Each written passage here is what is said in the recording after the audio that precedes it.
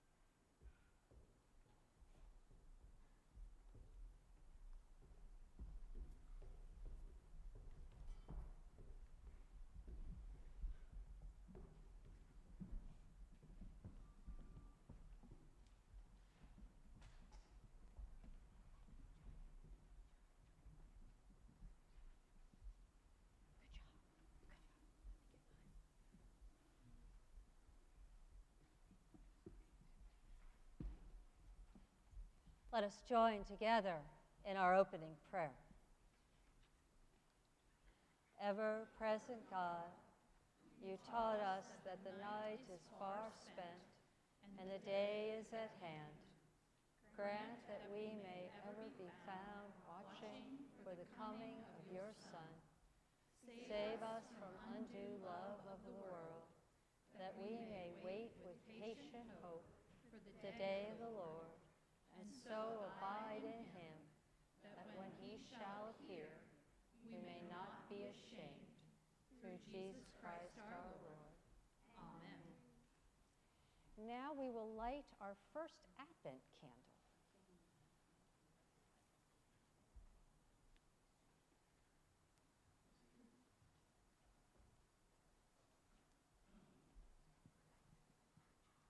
Good morning. Today's reading is from Isaiah 60, verses 2 and 3. See, darkness covers the earth, and thick darkness is over the peoples. But the Lord rises among you, and his glory appears over you. Nations will come to your light, and kings to the brightness of your dawn. We light this candle as a symbol of Christ our hope.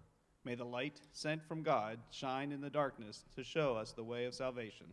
O come, Emmanuel. And now let us join together and sing the first verse of O come, Emmanuel.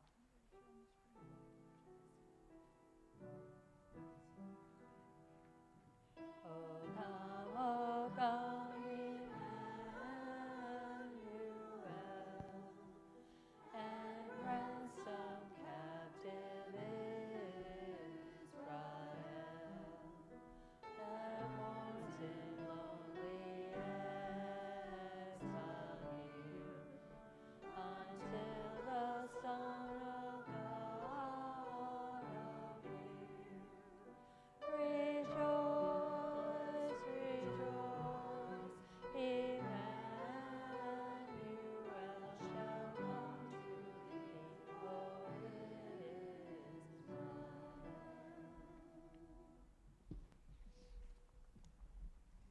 Good morning. Are we on, Jason? Good morning. Happy Advent.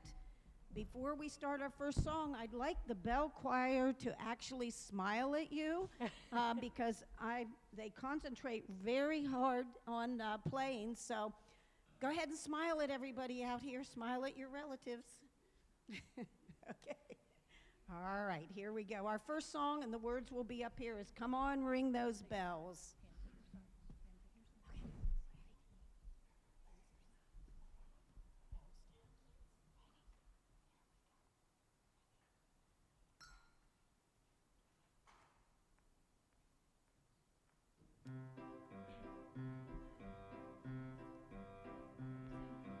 Everybody likes to take a holiday.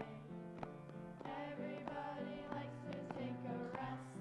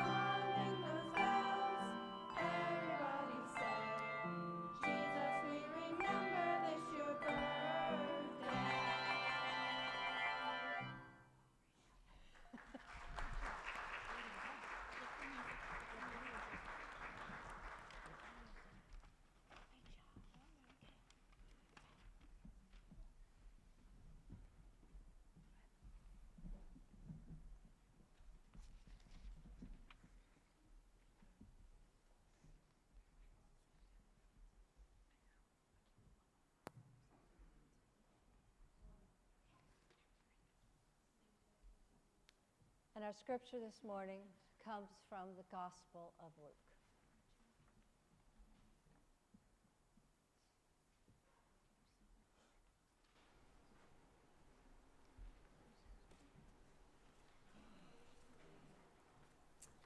Good morning, everyone. The scripture is from Luke 21, verses 25 through 36. There will be signs in the sun, moon, and stars. On the earth, nations will be in anguish and perplexity at the roaring and tossing of the sea. People will faint from terror, apprehensive of what is coming on the world, for the heavenly bodies will be shaken. At that time, they will see the Son of Man coming in a cloud with power and great glory. When these things begin to take place, stand up and lift up your heads, because your redemption is drawing near. He told them this parable. Look at the fig tree and all the trees. When they sprout leaves, you can see for yourselves and know that summer is near.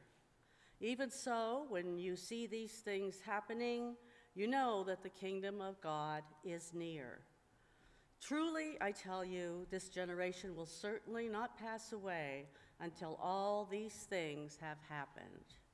Heaven and earth will pass away, but my words will never pass away.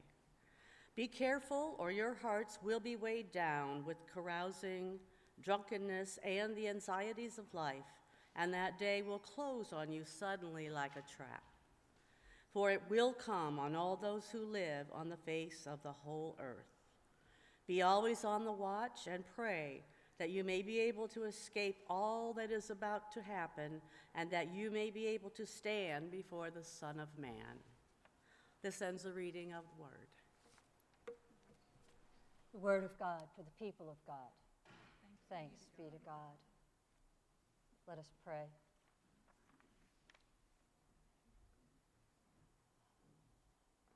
Holy, eternal Lord, we, your people, gather in your house, coming, seeking your love, your mercy, your wisdom, and your guidance.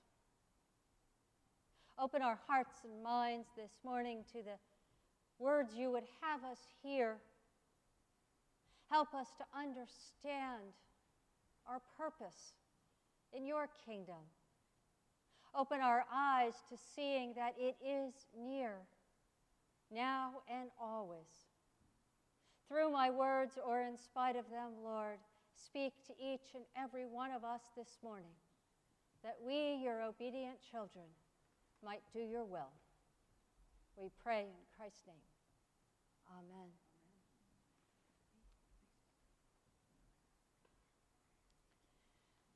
Advent, the time of preparation. The Luke passage we start out with is filled with signs and omens, which is always interesting because that's where we were 2 weeks ago, right before Christ the King Sunday, talking about not knowing the day and the hour, about being careful that no one leads us astray with the message that I have the answers. And then Jesus comes and in verse 27 and 28 tells us that after those signs, the nations in anguish and the perplexity and the terror and the apprehension, then they will see the Son of Man coming in a cloud with power and glory. And when these things begin to take place, stand up and lift up your heads, because your redemption is drawing near.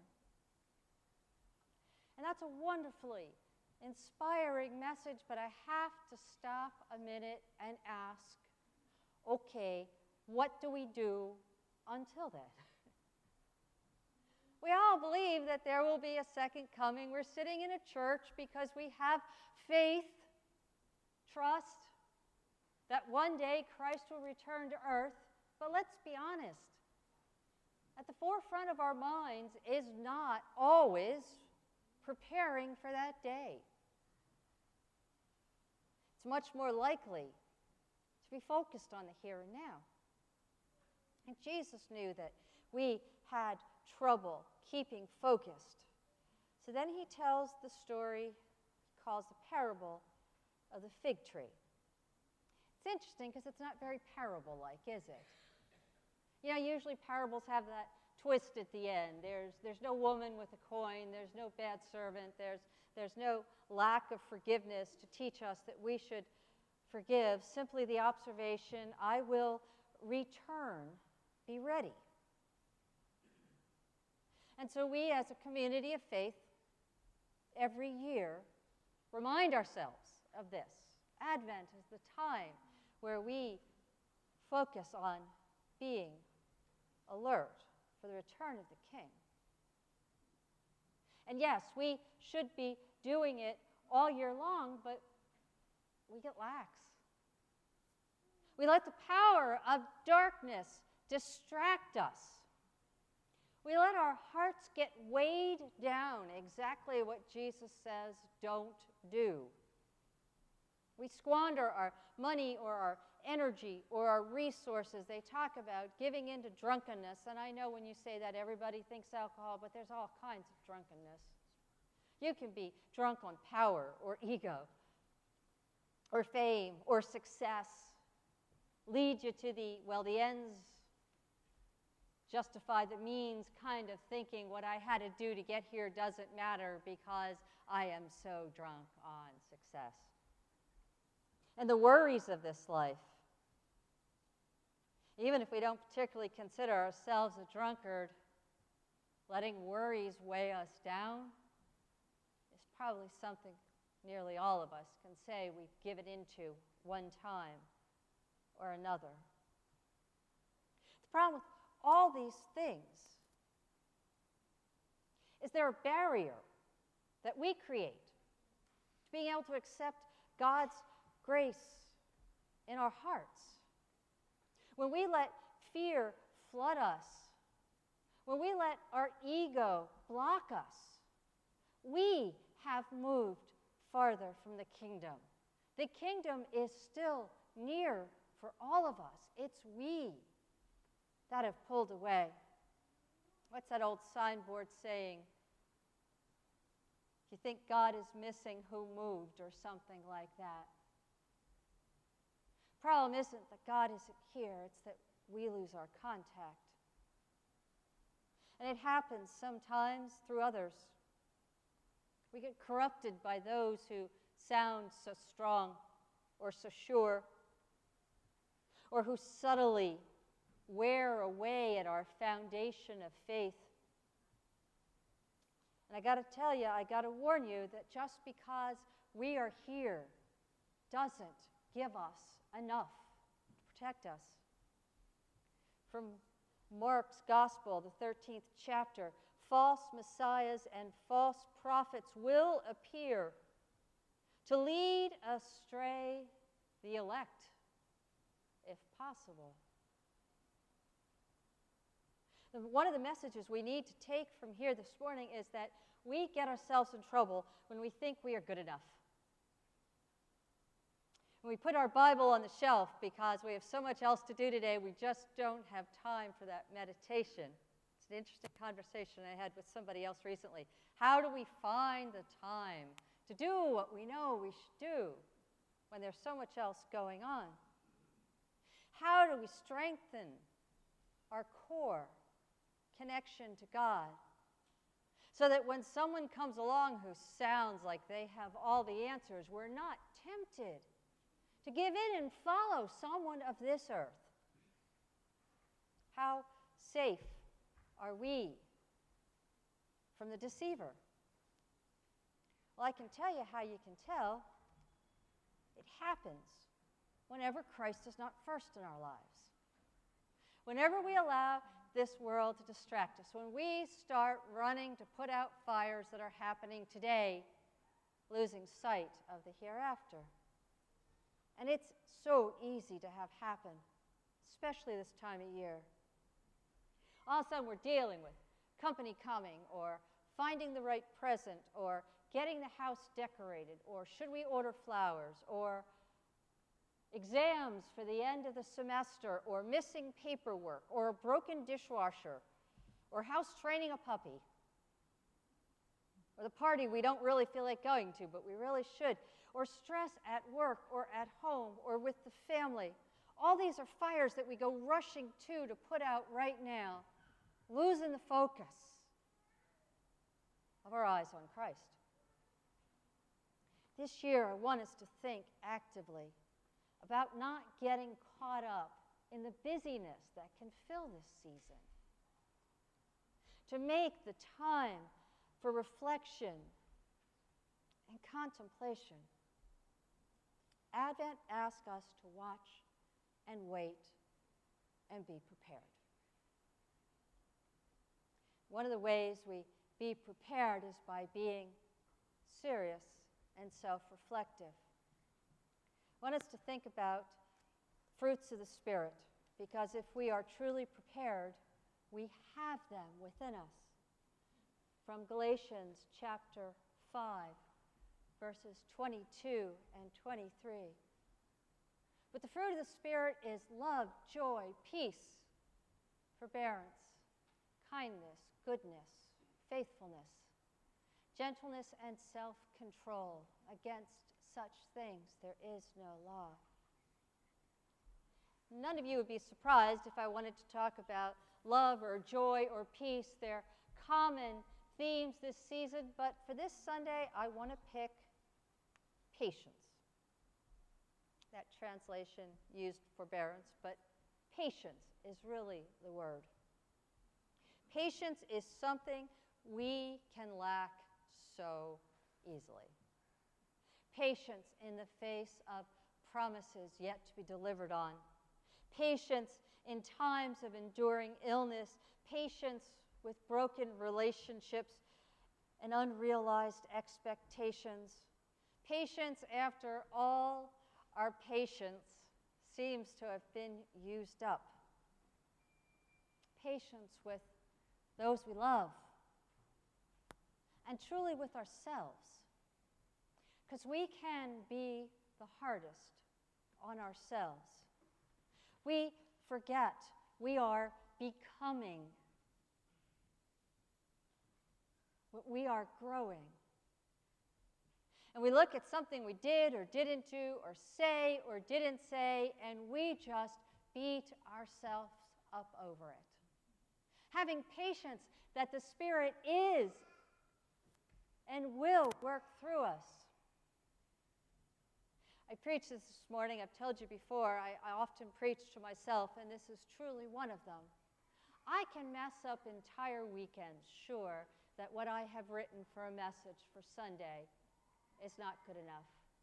And I don't have the patience to wait for the Spirit to make it what I know the Spirit will make it to be. And as I'm flogging myself with regrets, I am certainly not living the life that God created me to live. Where are you not patient with yourself? See, patience is a core component of hope. If you are patiently waiting for something, you have the hope that it will be there. If you are patiently waiting for something, you have the trust that it will happen in God's time. Patience. Living in promise, not sorrow or despair. Luke's gospel that Jill read starts out pretty doom and gloomy. Anguish and perplexity and tossing of the sea and faint from terror and apprehension and all the rest of that. But I don't want you to misunderstand it. It is not doom and gloom. It's a reminder that when things seem the worst, that is when God is most clearly present. It's a reminder to fight the sickness that would have us live a life of burden instead of joy and celebration. Because darkness would have us huddle in fear and hopelessness, eyes closed like a little kid on his bed with the cover over his shoulders hiding his face. Instead of that life-giving promise that Christ came to bring us all, the kingdom is near for every one of us. Christ says, "Arise and shine, for the light has come." And he said, "I will come again. Prepare to receive me into your heart." People, get ready. The time is coming. Have patience. Christ will be here. Amen.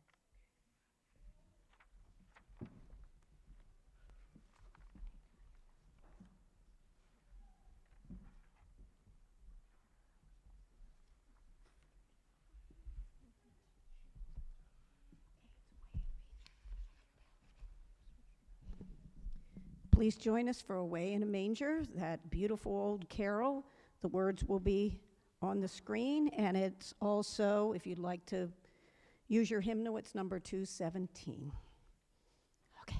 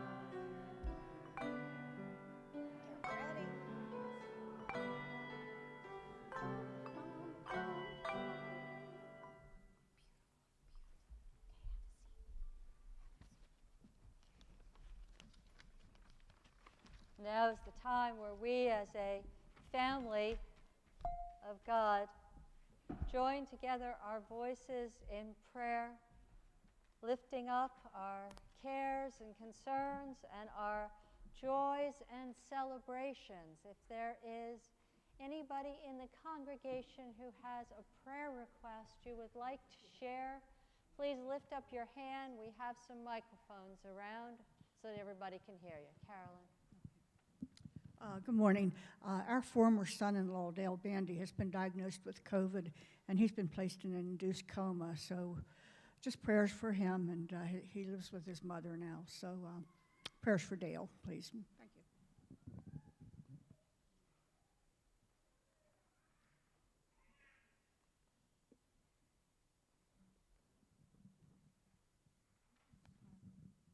I have a praise. This will be the 7th year that my granddaughter, Sarah, has been declared cancer-free.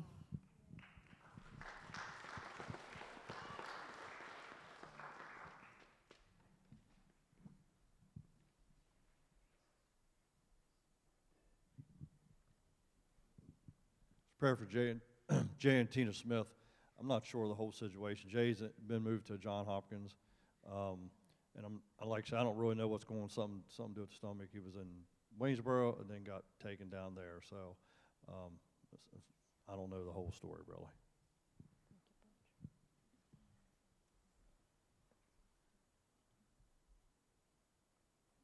Anyone else?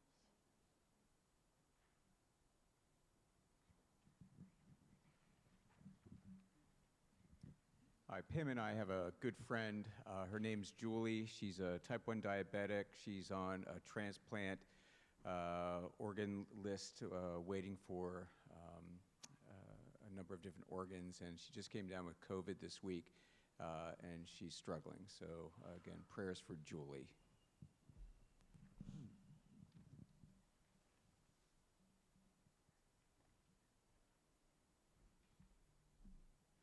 And I have a personal praise. one. My son was, sorry, okay. I have a praise, the Bell Choir. They're amazing kids, and we've had a wonderful time. And I thank all the adults and Megan for always being the accompanist and the adults that have helped. So we're very thankful for all of you and your families. I'll give you an amen on that one.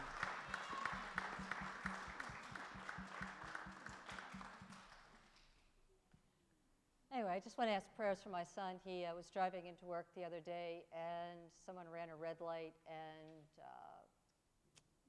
broadsided him. The car's totaled. He walked away from it, but there's some ongoing issues. That prayers would be appreciated.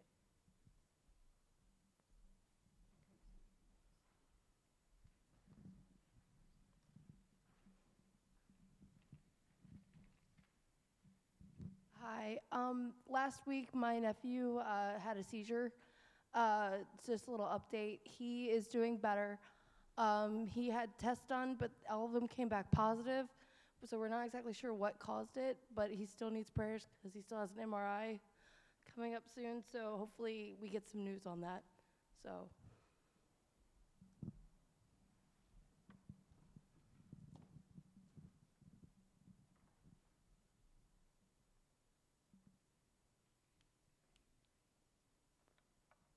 Let us go to God in prayer.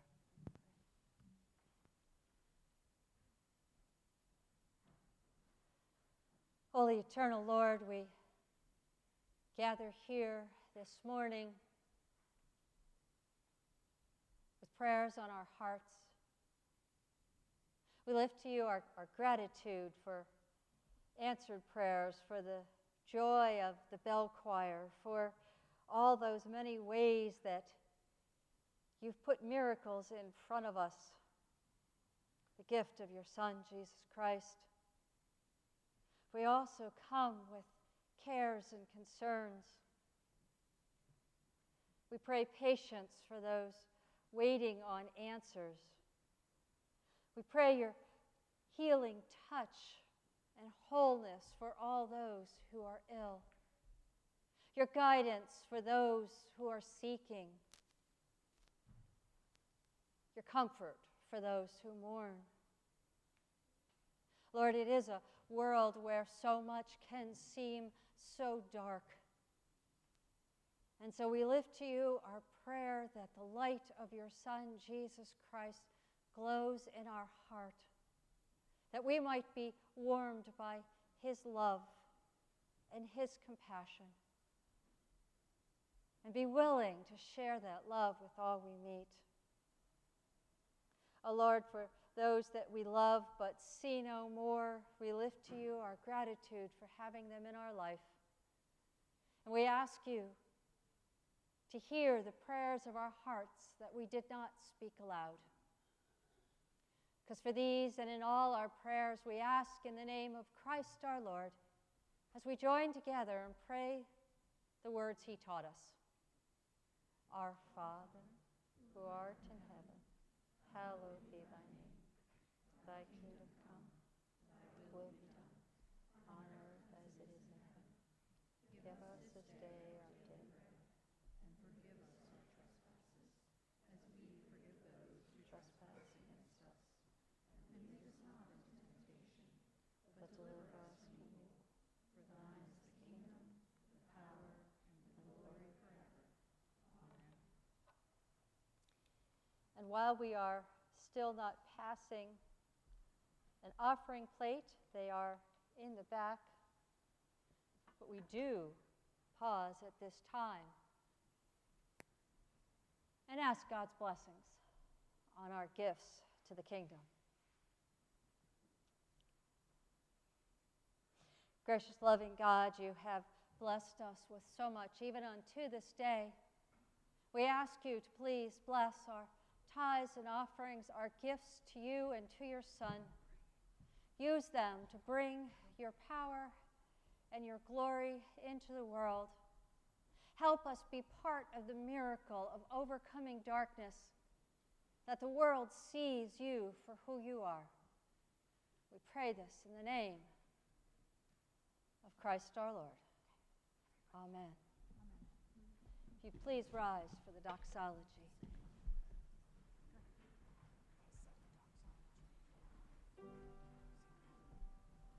Praise God from whom all blessings flow. Praise Him, all creatures here below. Praise Him, all holy heavenly hosts. Praise Father, Son, and Holy Ghost. Amen. And let us remain standing as we do our closing hymn, Joy to the World.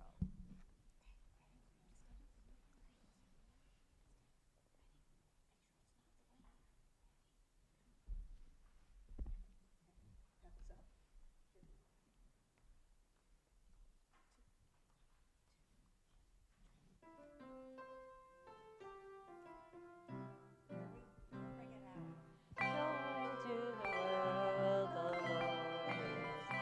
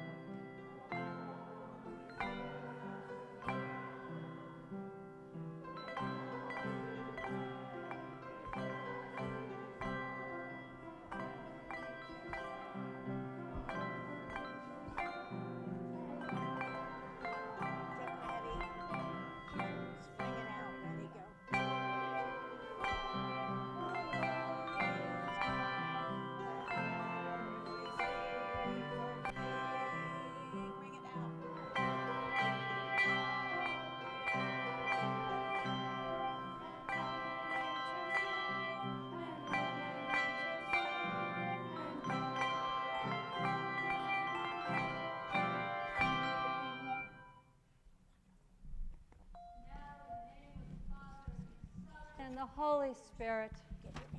Let us leave this place with gratitude in our hearts for the gifts of the bell ringers. Let us, in this season of giving, go out and give the gift of patience to ourselves, to our loved ones, to the world, so that we can be the light that shows what is possible. Go in God's patience, my friends, for surely God goes with you. Amen. If you'd like to have a seat, we're going to play Rockin' Round the Christmas Tree for you before you head out. You can do that while they're doing Rockin' Around the Christmas Tree. Here we go. Oh, sorry. Ready, go.